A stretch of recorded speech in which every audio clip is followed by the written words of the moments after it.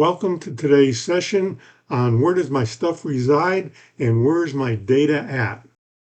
We're going to talk about where your files can reside.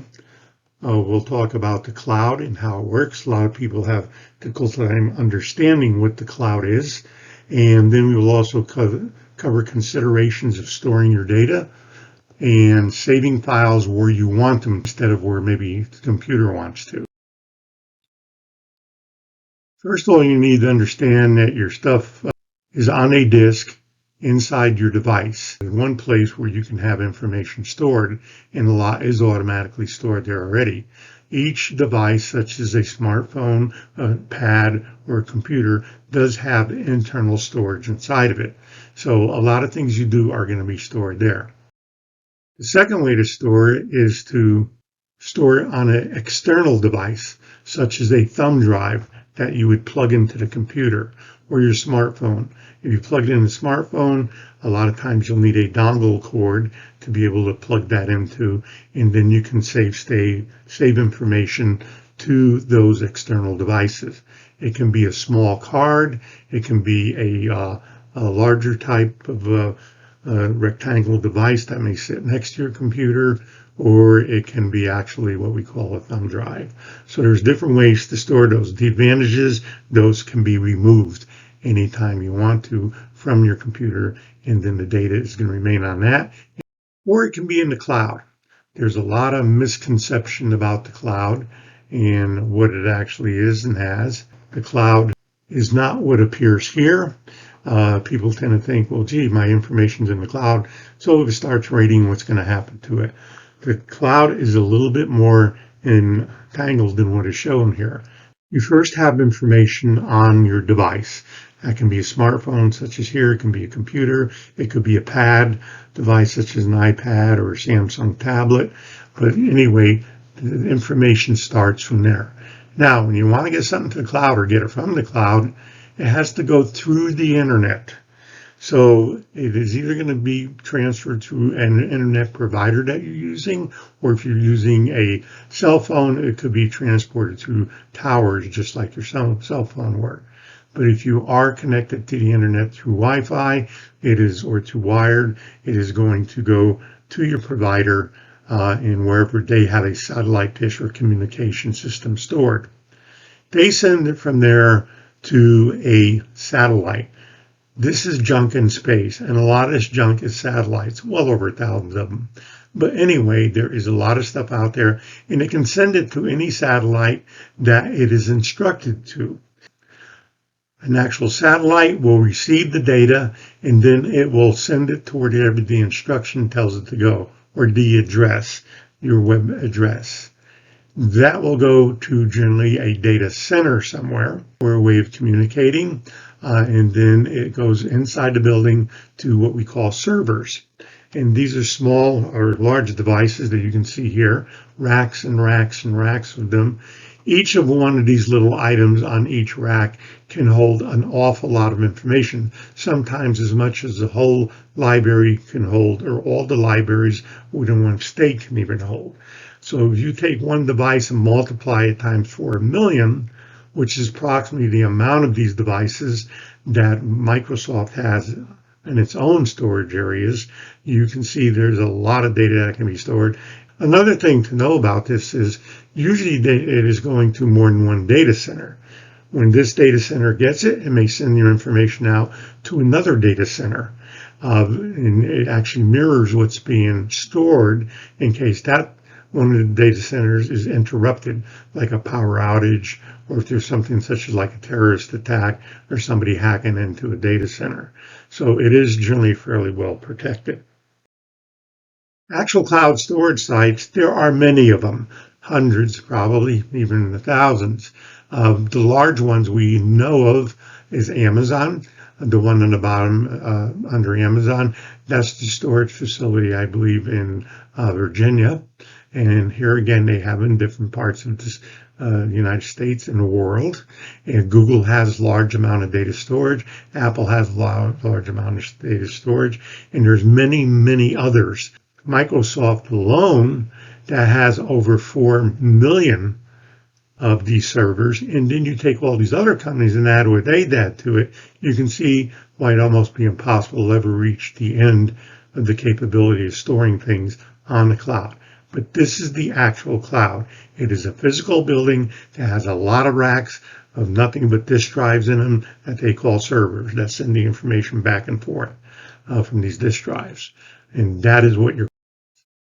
Okay, how do you tell where your data is stored? If you look at your computer, you can usually open up a listing of your files. On the left side, we'll show a list similar to here, and it'll say this PC. So you'll have sometimes desktop under it, documents, downloads, many other names. Music, you'll have a folder for pictures, a folder for videos, and these are all folders that are on your PC that can be stored. These file folders here again look like the ones you see that I just popped up there, and you can wind up saving information to any one of these folders. Now, a little bit of difference here is the SD card folder on the bottom. When you plug in the SD card, this will show up. When you remove it, you will not see the item that's rectangled because the card is no longer there. This is a card that you inserted to your computer. And again, it could be a USB port connection using a thumb drive. It could be using a scan disk such as this is, microcard, or anything else. So not only will it be on your PC, or it can also be a cloud drive, which is OneCloud, iCloud, Dropbox, Google Drive. All of these are cloud drives. And so it's not going to be on your PC here. It's going to be stored in the cloud. So if you send something to OneDrive, that will go to the cloud. The OneDrive is Microsoft server, so that will go to the Microsoft cloud building. If you're using the SD card, again, this stores externally. And there are many, many cloud drives out there. A lot of the computer companies have their own. A lot of the companies you may be working for have their own drives. But here again, it is on the cloud. The banks have their own, retailers. A lot of people store all their information on their physical buildings, or they may be using one of these clouds as well to store data. Interesting on Google Drive is if you have a Gmail account, you automatically have 15 gigabytes of data for free that you can send to Google Drive and retrieve from Google Drive any time you want to use it. iCloud, if you have a Microsoft 365 account, you will have automatically a 1 terabyte cloud drive that you can use anywhere. Browsers. The only thing I'm going to mention about browsers is if you are using one of these to access the internet, such as like if you're an Apple user, you're going to use Safari. If you're a Microsoft user, you'll probably use Edge. Chrome is used on both systems as well as Firefox. These are real common ones. There are thousands of browsers. Some companies have their own private browsers.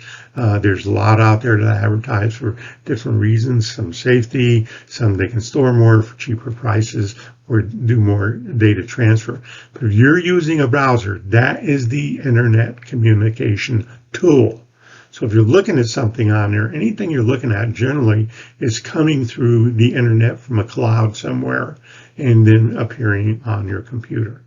So most of the times you're on your computer, yep, that's right. You're probably using one of these browsers if it's from the cloud. Okay, let's go back to file folders again. Again, on the left side, if you have your folders listed, and the ones that don't have rectangles around it, they are going to be stored directly on your computer. And you can do that. A lot of programs you have will have the word file.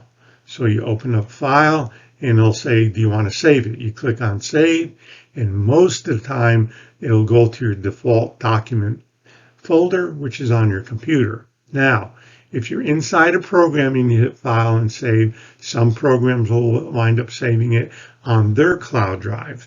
Other programs may be saving it on another cloud or another folder on your computer that they have. So you got to be careful where you're saving it to. Most of the companies will give you the device or give you the option of save as. So if you do file and save as, then you can choose where that file goes. For instance, you could just go ahead and click on one of these files on the right and save it to a folder on the left of any one you want to by holding down your mouse and then drag it over and then release the mouse. And then that will automatically move that file over to that folder. Another way, again, you can save these files. On the right side, I'm just showing two variances of what you can have.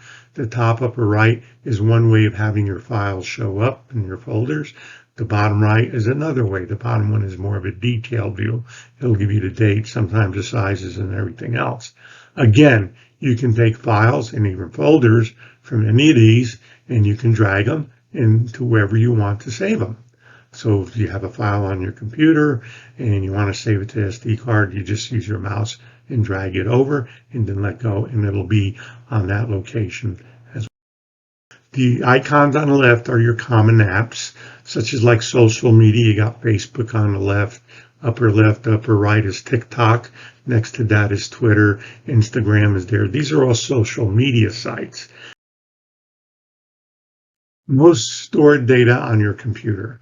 And that would be if you're playing a non-shared game, like I said, solitaire. If you're using a calculator to calculate, that will generally go on your computer only if you save it.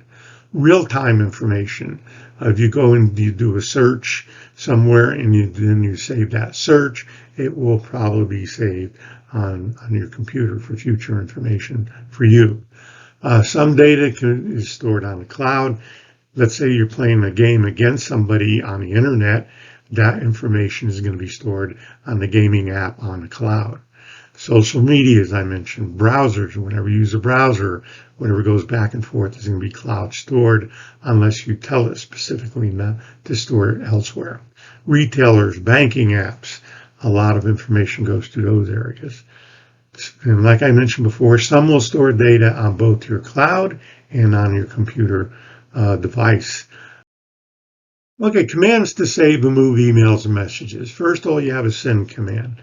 This will send the file to an email address that you have listed. Reply. Somebody sends you an email, you read it, and you can reply. If you click the reply button, it will send to that address that sent you the original email. A lot of reply buttons will also let you add other addresses as well. And I do want to mention on the send command, a lot of times that will let you send to groups as well as an individual. Next, you have forward. This will take the current file you're working on or a bit of information and allow you to forward this to an email address that you choose. Sending is generally saving. Forwarding is generally forwarding to another individual. Sending, here again, you can send to a single individual, other designated people. Forward is very, very similar, but is more specific to internet, emails, and things along that line. Upload. When you see an upload arrow, this will send the file to the cloud where the program resides. Download. This will usually have what's on your screen that you're viewing and will send the file to your default download folder that we previously covered. And a lot of programs now have auto save, such as like if you're using Word for Windows, if you're using spreadsheets, if you're using other types of programs such as like PowerPoint, they'll usually have an auto save option on there. This is good and bad. It's good for one reason. Whatever you type is being stored immediately to wherever that's going to be saved at, be it on your disk drive, be it on the clouds that the company is using, or wherever you have previously instructed it to go. Like a spreadsheet, if you save it to your computer, if you have autosave turned on, whatever you type goes there. The nice part about this is if you're doing collaborative work with somebody on a spreadsheet, and if that spreadsheet is stored on the cloud, anything you type they'll see immediately. Example of this would be Google does have their own spreadsheets. And anything you type on there is generally going to be automatically saved. The other person can see what you're typing, so you can go back and forth. And a lot of the newer software, especially word processors, have this capability. The downside is on some of the autosave options, you can't go back to prior versions. So what you type is what you got, and if you made a mistake, you have to redo the whole thing. Most of the autosaves, though, however, will let you go back to prior versions and pull them out. Also, your browser will let you go back to prior versions a lot of time, such as like Chrome, you can go back to 30 days and recapture information that you saved. I personally turn autosave off. I don't keep it on. Reason is I want to save it when I'm sure everything is right the way I want it. Then I'll do the file save command or file save as command. So I don't personally use autosave unless I'm online with somebody else working with them and I want them to see the changes I made. Okay, let's do a sample of sending a picture from Messenger. This is the most request I get from seniors. And my son sent me a picture and I want to send it to one of my friends or another relative. How do I do that? Okay, the very first thing you need to know is on the bottom left-hand corner, and when you have the picture open, such as like a Messenger, you want to upload it. So you're going to see an upload arrow. And that's what I circled on the bottom left, or I've rectangled. Then what you're going to do, that's going to bring up this screen here on most smartphones. It'll give you the option to put it in AirDrop, Messages, Mail, Google Maps. You can send it to people's names that are on the top row, and they get the names generally from your contact list or who you have sent to before. So it's still a Messages. So let's say here I'm going to send it. I want to send that message to another person. So I'll pick Messages, click on the message, and the screen will open up. And on here, I'm going to write who I want to send it to. So I'm going to send it to Pat. Well, the first thing that Messenger is going to do, and the messages are going to do, is look in your personal contact list that's on your computer or on your cloud of where the email that you're on, and it will give you the addresses of anybody with the name of Pat or that has Pat in their name. So I'm going to go ahead and choose one person. That's Pat Bowles Peters, happens to be my wife. So it's going to go to her. I can also click other Pats on here or other names. And that is the way that you can send it. Or you can just type a telephone number in there, or you can type an email address in there and they'll go to that person. So this will come up next. It says it's going to Pat Bowles Peters. Okay, so the picture looks good. I like what it is. I can add some text to it by using the arrow, the right arrow on the left side. Or if I'm ready to send it, I can click on the upload arrow. Remember what I said, upload, send it to where you want it to go. So it's going to go to Pat Bowles Peters. And when on that, it's gone. Now let's consider where you want to put things, because there's sometimes you're going to want to put them in different places. So let's look at the advantages and disadvantages. First thing to consider when you're storing on your device, it is only acceptable on your device, nowhere else. So you either have to have an internet connection. If you want to share a file that's on your device, you'll have to go to your drive on your device and then send it to them some way. It is usually not encrypted. What does encryption mean? It means gobbledygook. If something is not encrypted and somebody comes onto your computer, such as a hacker, they can look and see exactly what that file says. If it's encrypted, what it is, it has secret coding in it that allows a program to unencrypt it so it is readable. And if a hacker's on your computer and they're not in that program, they're not going to be able to unencrypt your file.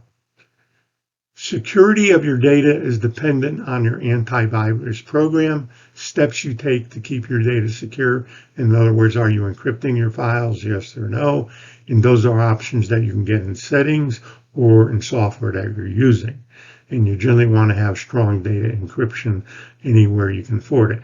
It takes a little longer to decrypt, but instead of your file appearing within 1,000th of a second when it's decrypting, it may take a half a second. So it's not really a large thing. Also, when you're encrypting data, it makes the file much smaller. If your disk crashes, the problem with storing on your device is you'll probably lose everything on it. And if you have nowhere else where it's stored, you might as well kiss it goodbye. Trying to retrieve a crashed disk can cost sometimes upwards to thousands of dollars, and sometimes you cannot retrieve it, even at those levels. What it is, each place you take it, they'll say they can't do it. They'll give you advice to somewhere else. That person has a more expensive program that can search deeper on your disk if they can make it work even. Most devices allow sharing with other devices that is not close by. So you need to consider that when you're storing on your device. For instance, if you have AirPlay and you're close to somebody, you're able to share those files using AirPlay from your device. So, okay, let's consider now when you want to store it on an external disk or a CD drive disk. What you can do there, it can be the safest security, because when you're done entering the information, you can remove it from your computer, keep it somewhere else, and nobody can get to it because it's on that device, so it's safely secured. If somebody tries to hack into your computer or a malicious program, then they won't find it because you have it saved on a disk somewhere, so security is better. Nothing is accessible until you connect the device. So don't go trying to look for that SD drive that we showed you before and expect it to be there. It won't unless you plug that device in to your computer. Then it is accessible. External disks can have their own password. That's another advantage. Where somebody finds your disk and they try and get on it, it may require a password they don't have. So it's extra security. If the disk crashes, your data may be lost, just like storing data only on your computer. If you're storing it only on the external disk and that disk dies, you may have to kiss it goodbye or pay a lot of dollars to get it retrieved. The advantage of external disks, it's a great way to do backups of your data. It's a good idea when you're backing up your computer, your data, to also take that to another location, such as like a bank vault, friend's house, maybe a business that you work at, so you have an off-site backup in case your house catches fire and burns down. So it's a good way to save that as well. So these are some of the things you want. Let's look at data stored on a cloud. First of all, a big advantage is it becomes accessible anywhere on any device. Let me give you an example. You go visit somebody and you didn't take your computer, you forgot your smartphone, and you want to get it to a picture or a file somewhere, maybe from your email. Okay, or maybe even a saved drive such as OneDrive or iDrive. Is all you got to do is go and have the person let you on their personal computer and give you the password to sign on to it. And then you open up the internet and you put in the address of where that information is, or you put in, say, your email address on Gmail or one of those. And then at that point, you will have access to the data you stored on those websites. You can get your banking information just by logging into your bank account. So you log on to anything, and then if it's stored on the cloud, it's retrievable from anywhere, from any device. You can give others access to your data easily. Let's say you're on a phone to California and something's stored somewhere. You can go ahead. If you have to have your computer shut down, you want to give them your data information, you can do that. Data can be double saved at more than one location. Most cloud places do have double disking, or what they call a twin storage at the same time. And whatever you're saving is going to another location as well. So this can be very safe. It's going to be much harder to lose your data because that company is responsible for it. Now, it doesn't mean that they're not going to be hacked or not have problems. It can very easily occur. But the thing you need to know is these companies have a much larger security staff than you, and they know how to search for these hackers, whereas you don't. You may have a bad program on your computer that can destroy your computer for 2 months, and they give a date for it to activate. It activates and boom, your data is gone. Uh, Large companies that store information on the cloud, such as banks especially, they have large security staffs with thousands of people. And what they do, they're constantly, daily looking for any possible way somebody could be getting into your computers or using your credit cards or whatever. So a lot of times they'll discover these things long before you do. And they have the knowledge of how to find them, the knowledge of how to protect their information and get it done. It doesn't mean they can't be it. Obviously, we've seen a couple large incidences of that in the last few years of ransomware, where they went to the company and try and steal their information. They did it successfully, but it's very seldom because of the amount of large security staffs they have. If your device breaks, your data is still available. That's the nice part. It's always available from any device that you have that's connected to the internet. The bad hackers work hard to try and capture data. If they're looking at Joe Blow, who probably at the most can offer him $1,000 for ransomware, or maybe they know a rich person where they can get millions of dollars, it's awful hard. They're not going to work very hard to capture every single little computer. They're going to try and work through the internet, through the cloud server, so they can get your information that way. So hackers are going to have a harder time getting in. Whereas if they want to get in on your computer, it's going to be much easier, because most of us don't have the knowledge of how to prevent, except by trusting programs such as anti-spyware programs and other things. And some of them are even bogus. You don't need them and they don't work that well, but that's another session for another time.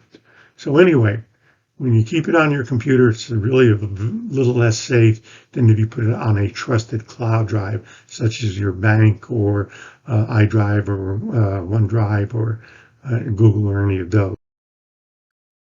So that's about what I wanted to cover. You should now have a good understanding of how this is done. If you will have any questions, you can write me to dan.peters, PETERSSCCL, @gmail.com. I'll be glad to answer any questions that you have. And until next time, have a wonderful day.